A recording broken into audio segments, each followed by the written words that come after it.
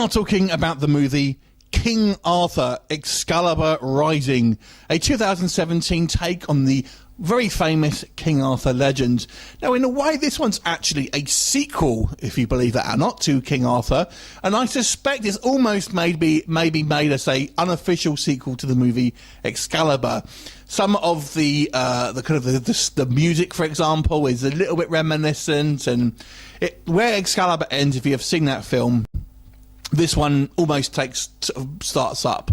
So let me explain. So I will suggest this film, you do need somewhat of a passing knowledge of the King Arthur legend, because it kind of starts right at the end of the King Arthur legend, where he is killed by Mordred, who is his illegitimate son. And so if we don't know any of the backstory, it's kind of going to be falling on kind of deaf ears to a certain degree. So we kind of see the kind of the tail end of that battle, and then it kind of cuts to 19 years later, and we are introduced to another character who it turns out is actually King Arthur's other illegitimate son. This guy's a good guy, and he's kind of mentored by a kind of a knight of the round table, basically, and is therefore going to fight against a generic bad guy who is kind of pressuring the local area. So let's talk about King Arthur, Excalibur Rising. Like I said, this film actually started off pretty well. I thought, wow, I'm kind of liking this, I'm digging it. You know, it's kind of quite interesting to kind of go with maybe a different take on the King Arthur legend, and the actual first kind of prologue, which is an extended prologue, I found very interesting. And when we kind of see things like Lady in the Lake, Merlin, I was intrigued. It all looks actually quite good, especially for a low budget film. But when we actually get into the actual main story, it all goes very generic. I mean, it's not terrible, but it's just very kind of like generic and kind of then and very low budget feeling. You know, obviously King Arthur was legend has it, obviously, was you know, a king of a vast areas. This one just seems to take place in a little kind of like hamlet, essentially.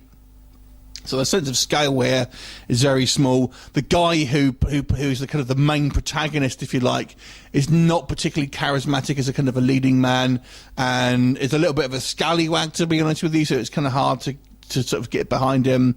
The acting as well, not brilliant. This is everyone seems to have a Welsh accent, so I'm assuming this was filmed in Wales. You know, it's okay in places, I would say. I mean, it's passable if you don't mind like kind of low budget movies. Then I don't feel like it's necessarily bad. Really, it's just kind of very generic and kind of not special in a certain ways. I personally don't mind some low budget stuff, because you can kind of look past it and think, well, you know, have they done the best that they possibly can? And there are areas of this movie, like, for example, some of the cinematography is very good. The acting ain't brilliant, but the camera work is all good. I actually kind of quite like the way they use limited effects quite effectively. But ultimately, it's not all that interesting, and the kind of the story that they've chosen to tell is ultimately a little dull and very average and just generic. It just consists that it could be any other sort of story, really. And then the only connections that we really have are kind of Mordred, who's sort of not actually dead in this story, and he's just really massively hammy. Overall, it was okay. I would say this is a slightly below average film, but it's not terrible. There's plenty of kind of crappier fantasy movies that are available, but a whole lot of good ones as well. So I'll give this movie a 4 out of 10. Have you seen it? What did you think of it? Leave me a comment, and I'll look forward to seeing you next time. Bye for now.